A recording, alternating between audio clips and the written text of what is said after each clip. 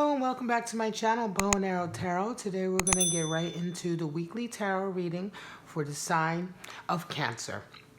Now this is going to be for December 29th to January 4th. It's the last couple days of December and right into January 2020. I'm going to pull out your 3 romance angel messages. And then we're going to get right into your animal spirits and your forecast for the week. All right, Cancer?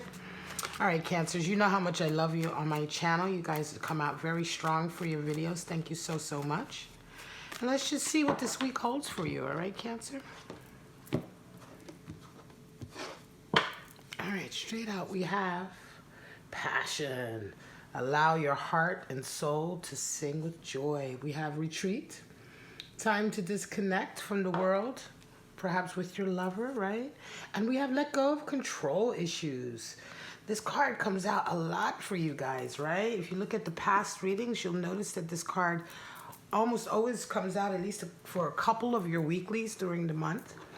All right, guys, so let's go ahead and get out your animal spirits. We won't really know what these messages mean for you exactly until we get into the rest of your spread. Pull out 3 animal spirits for our lovely Cancers. Now, these animal spirits can represent people or stages in your life you're coming into. Can represent energies that are becoming available to you. Just helps us to understand what kind of energies you may be resonating with this week, right? All right, let's just see. Now, just as with the romance angel messages, the animal spirits, just take them as they apply. If they don't apply to you, if you don't resonate with it, then that's fine. Just let it go. And that animal spirit is not for you, all right? All right, Cancer. We have the bumblebee. It's the bee. I always call him the bumblebee because I love the way that sounds, the bumblebee. And then we have the gazelle. Fire energy. Beautiful. Strength, emotion, beauty, emotion, the gazelle, right? And the black egg. Second time this has shown up this week, associated with the 5th chakra. All right, guys, so let's go ahead and review these animal spirits. The bee is, of course, air elemental. And the bee is the great Democrat in the animal spirit deck, right? He or she cares about everyone else and making sure that everyone is treated fairly and equally, that everyone is able to enjoy themselves, perhaps at the party or the event or whatever. The bee personality is, of course, buzzing around, right? To everyone, talking and being sociable. Their energy is really lovely to be around. They're very hardworking and they're extremely creative, right? Bees are very, very creative. And you know, when we think about a bee, what does a bee do in the nature, right? In nature, it flies from flower to flower. And bees are essential for the system of pollination, right? This is how, you know, the bees will get the pollen from one flower and deliver it to another flower. And so they're a catalyst for creation and growth, right? For creating something really beautiful organically, just by the nature of how they take a little bit from each and share it around, right? They almost do this, you know, without even knowing, because the pollen is just caught up on their sort of furry little bee skin, right? And it's part of who they are to be able to sort of help grow things, help allow creativity to come forth. And so we see this strong green coloring around, because bee individuals, people who resonate with this energy, are extremely creative, and they're very happy to work as part of a creative process. It doesn't matter if they're just helping out. They bring a sense of flair, a sense of enthusiasm, a sense of commitment to any sort of objective, and anyone loves to be around this personality. Now, the gazelle is fire energy, and the gazelle is really beautiful, of course, animal spirit, talking about sort of beauty and strength in motion, right? The gazelles, we see them, the way they run, right? It's very, very graceful, but the gazelle is also extremely aware, right? The gazelle is very aware, and aware in the sense of protecting itself, right? Keeping an eye open at all times for the dangers that are around, you know, the type of energies that can come into you and sort of put you at risk, right? Emotionally or mentally or even physically, right? So there's an awareness there. There is a sort of paying attention to what's going on around you, and then also being able to react to that. So quickly getting out of the way of danger, right? Quickly sort of sidestepping anyone who may come to you with, you know, negative feelings or negative intentions because you are paying attention. And so the gazelle really talks about strength and beauty and motion and awareness most of all. Now the black egg is associated with the 5th chakra, which is the throat chakra. And with the black egg, we talk about opening up your communication center, right? You know, making sure that you talk, that you speak your desires, that you communicate what you wish for, or you communicate your upsets, you know, that the dialogue is always open and that you don't close yourself off. You know, when we see this black egg, we think of something literally like a black, you know, object being stuck in the throat in a way, right? And wanting to sort of release that, wanting to open that up so that you aren't blocked and so that you can feel comfortable to express yourself. It's very important also that the throat chakra is connected to your heart chakra, which is the 4th chakra. And so in this way, you know, the 5th and the 4th chakra, the black egg and the heart, the throat and the heart. And by the way, the heart chakra is represented by the golden egg, because with the heart, we want to open up the heart and we need warmth in order to do that. While with the black egg, we want to remove blockages to open up the throat chakra. And so the combination is very important. The connection is very important. But of course, right here, we're talking about opening up your communication, right? All right, my lovely Cancers, let's get right into your spread.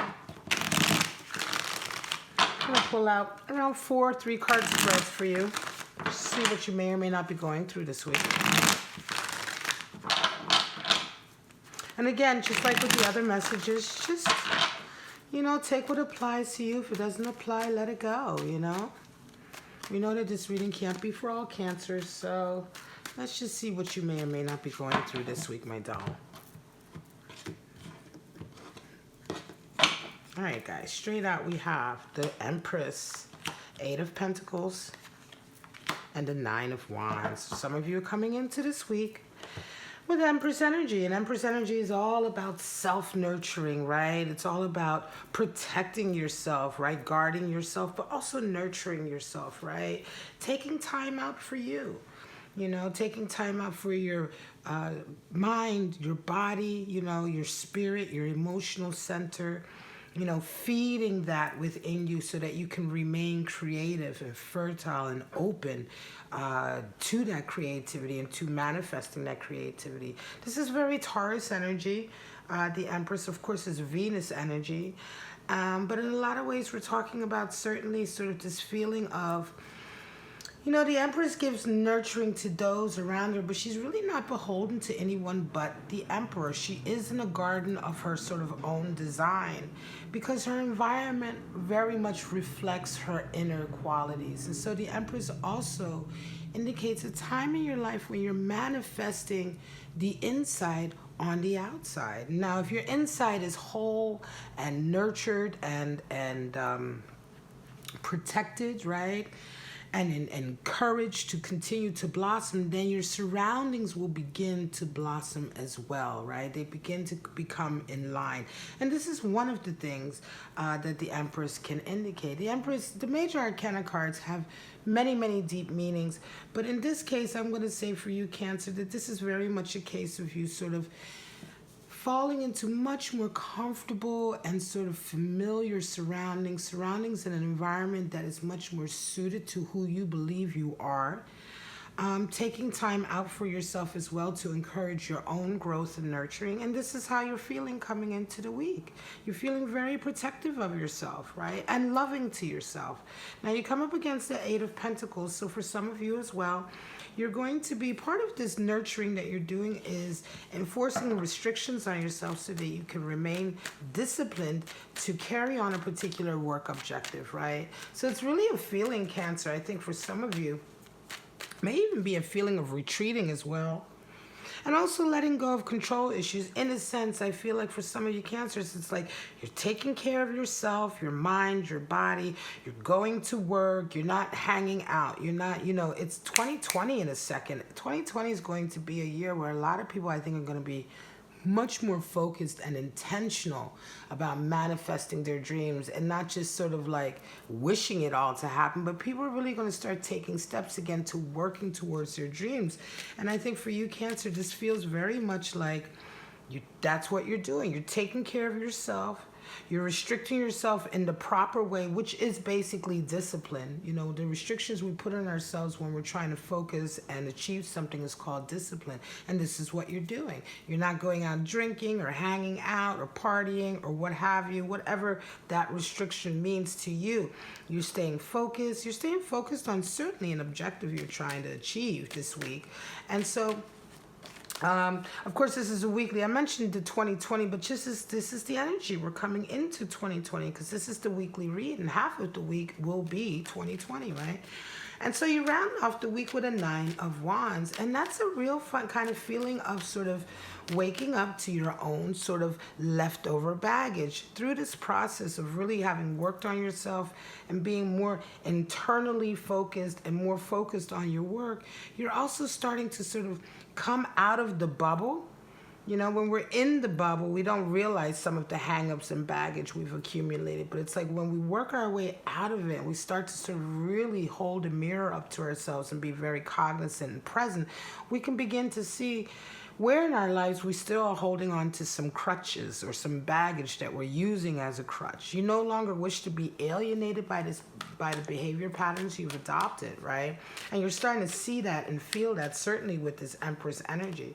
And so by the end of the week, a lot of you are going to also be ready to really do some serious soul healing and spiritual healing by laying down some of these last, or at least facing up to some of these last lingering sort of attitudes, behavior patterns, baggage that you may have continued to hold on to, but that now you're starting to truly realize it's time to let go. Judgment, Page of Swords, 9 of Cups. Judgment comes in because some of you certainly are starting to perhaps let go of control issues again. Judgment talks about looking at a particular situation or an event that went down and really beginning to perhaps see different sides to it, right? Perhaps up until now you only saw your own side to a particular event, and now you're starting to understand that everybody has a different perspective, and you're starting to really sort of loosen your hypercriticism. Judgments come out a lot for the weeklies. Your hypercriticism, your overjudgmentality. With judgment, we also kind of have to accept ourselves as well. We have to let go of these high sort of ideals that we put on ourselves, these, unrealistic sort of ideas that we are trying to aspire to, right? We're only human, and a lot of times when we are hypercritical of someone else, it's only a reflection of the fact that we are deeply, deeply sort of insecure. We have perhaps self-esteem issues, or perhaps we have also really been hypercritical of our own behavior and really sort of put ourselves through the ringer. It's time to forgive yourself as well, right? Forgive others and forgive yourself, It's a case of, sometimes example could be if you have an argument with someone or a breakup or something like that. And it's like, with judgment, the energy comes in of saying, you realize that, well, maybe I didn't handle that the right way, maybe I could have handled it a little bit differently, You know, maybe I will endeavor to try to handle those type of breakups or that type of a breakup differently in the future, you know. And maybe I should forgive myself because it's a learning curve, right? It's a learning experience. I'm only human. But as long as I know and face up to, well, I did this like this and I wasn't really happy with that. I wasn't really happy with myself in that scenario. So, you know what? I'm not going to do that again. I'm going to try to be aware of that behavior, and I'm going to try not to do that again because I don't want to have this feeling of regretting something I've done, right? In the same way, as soon as you take that intentional step, you instantly start to have empathy and compassion for the other person too. And you can begin to say, well, you know what? You know, I've been so mad at them and so pissed off and blaming them, but just as I'm forgiving myself, I've got to forgive them too, you know, because they're just like me. They're a human being and they're making mistakes.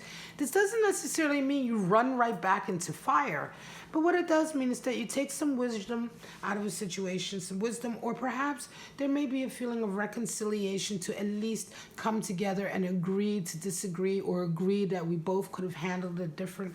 This is an example of the nature of judgment. And come into this week with this energy, and you're met with a Page of Swords. And you're feeling very, very strong right now in your mind, right? You're feeling very sort of, you know, this sometimes letting go of control issues. When you let go of certain issues that you know you can't control them, right? You sort of let go of some guilt as well. It actually puts you in a stronger position of control in a very different way. You know, it puts you in a position to control the things you can. And certainly that means guilt, you know, unnecessary responsibilities or guilt for things that you've done that maybe you shouldn't even feel guilty for, right? A lot of this and so with this Page of Swords, a lot of this is kind of this whole new way of thinking for you, right? This whole new, very rebellious, youthful, and you get a boost. You know, Page of Swords is a real boost, you know, it's a real sort of ideal card. You know, it's about being honest and communicating honestly and seeing clearly, and also not letting anyone sort of feed you with negative energy, right? People say, well, you know, you shouldn't do things this way. You shouldn't forgive them because they did it. You know, it's like, you know, like the Page of Swords really sort of works hard to fight against negativity that may invade his mind, right, or his actions, or his own negative thinking that may invade his mind and actions. But certainly the negativity of others is something that a Page of Swords is not going to pay attention to. And so in a lot of ways, this judgment and this feeling of possible reconciliation and this feeling of sort of bucking a trend and not really caring about the rest of the world, but only being sure about what you want and believing in it, you round off the week with a Nine of Cups, which is a real kind of feeling of blessing. You know, you feel like, you know, where something felt quite oppressive before, there may have been some black egg energy as well. It may have been very oppressive before. Like through this whole process, you open up and you communicate. Page of Swords is also about communication. So it really turns out in a blessed kind of way, because I think by the end of this week, a lot of you Cancers going through this are going to feel really lucky and sort of happy with your relationships because you've done something intentional to fix something, you know, that was bugging you about an encounter or a relationship with someone. 5 of Pentacles, Ace of Pentacles, and a Page of Wands. I was thinking about that page as well. Now, 5 of Pentacles is all about a power dynamic or a power struggle that has ended with you having to pay the price financially. 5 is always a power struggle number. And with Pentacles, we see the struggle being one where you have had to split away from either a group that you were a part of or a union you were a part of, right? And there's been a power struggle, and you ultimately are the one sort of out in the cold, right? You're ultimately the one that's kind of, you know, knocked back and having to brush themselves off and start again. You know, you are certainly paying a financial price, right? Of this, because of this divide. But oftentimes the 5 of Pentacles will have a very strong follow-up card next to it, like an Ace of Pentacles, because this energy here almost always is in a power dynamic where it was bound to fall apart anyway, right? The energies that were involved in this dynamic were never going to stand the test of time, and eventually there was going to be a split. But with Five of Pentacles, it's very much like a 2 steps backwards, 5 steps forward. You know, had this connection continued, this dynamic continued, you would not have progressed very far financially or career-wise, right?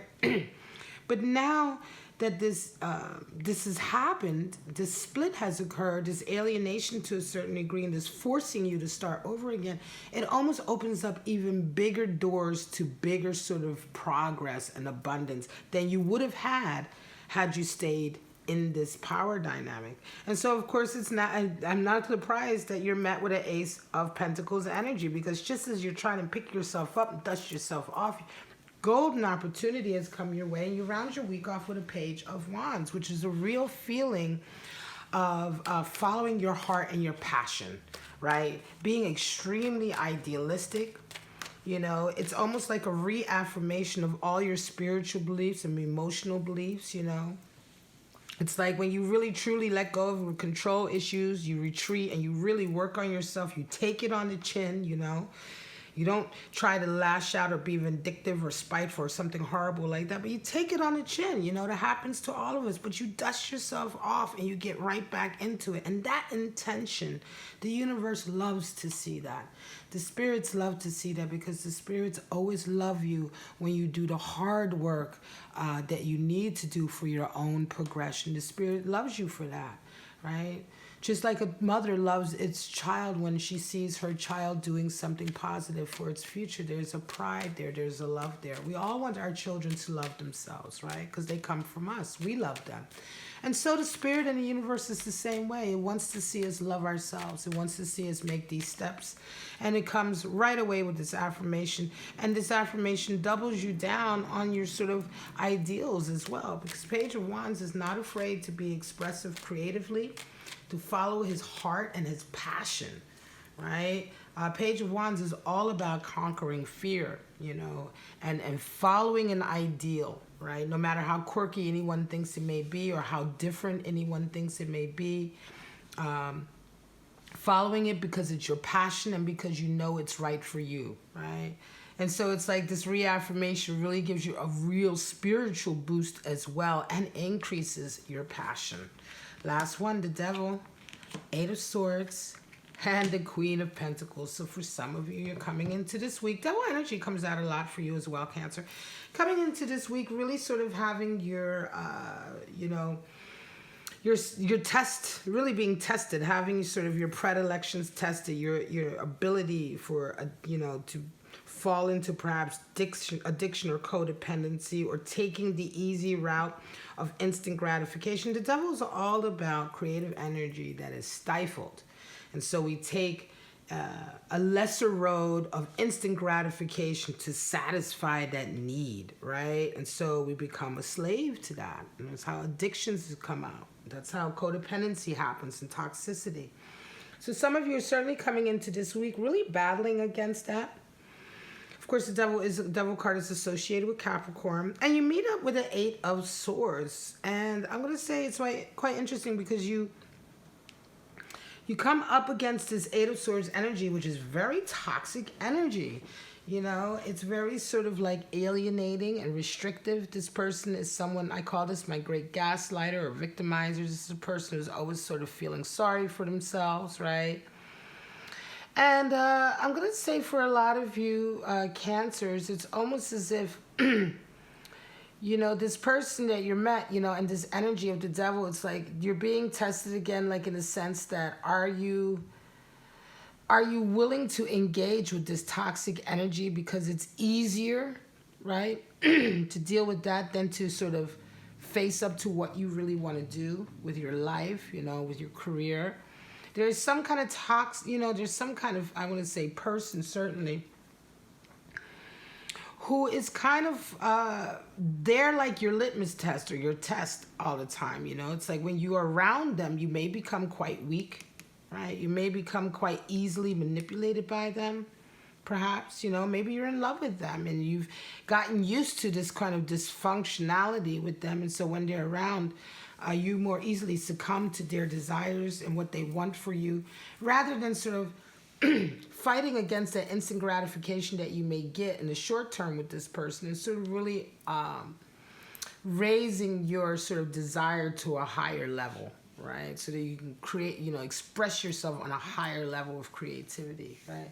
And I think for some of you, you do let go and you realize that this sort of connection with this person has been really sort of a distraction from you doing what you really want to do. And you round out the week with a Queen of Pentacles. I think you, for some of you Cancers, you very much wake up to the fact that your energy has been very much sort of split and siphoned off by dealing with this individual. And so I think you really kind of fight against that. You fight against your natural sort of addictive behavior, perhaps even an addictive behavior to this toxic relationship. You fight against it. You find yourself in the Queen of Pentacles. Queen of Pentacles puts all of her heart and soul and body into her objective, her career, her business, whatever it is she does to manifest abundance in her life, right? Financial stability and security. And Queen of Pentacles comes from nothing. And she really puts, you know, blood, sweat, and tears and into her work and creates from the ground up her own sort of abundance and beautiful garden. And I think you understand the nature of this after having dealt with this sort of toxic energy. You realize you may certainly communicate this, and you may finally be opening up your eyes with that gazelle energy also to the fact that this has not been helpful for you. This has been more of a handicap than anything. And so you kind of, perhaps some of you definitely sort of kind of come out of this and begin to refocus your life on your real objective. And suddenly you're the Queen of Pentacles. Suddenly you're working in a very healthy and intentional way to what you want in your life. And it's like automatically starts to come back as a reaffirmation, right? You automatically start to see sort of little signs of prosperity and growth and progression because you've made this intentional step to sort of turn your back on the easy road here. All right, guys, this is your reading, December 29th to January 4th for Cancer. If you enjoyed it, please like, subscribe, and share. If you want to get a private reading or tarot answers, you can go to those links on the top of your screen. Don't forget to go to the links in the description to your other videos. But for right now, my lovely, lovely Cancer, have a wonderful rest of 2019 and a wonderful beginning to 2020. Bye-bye now.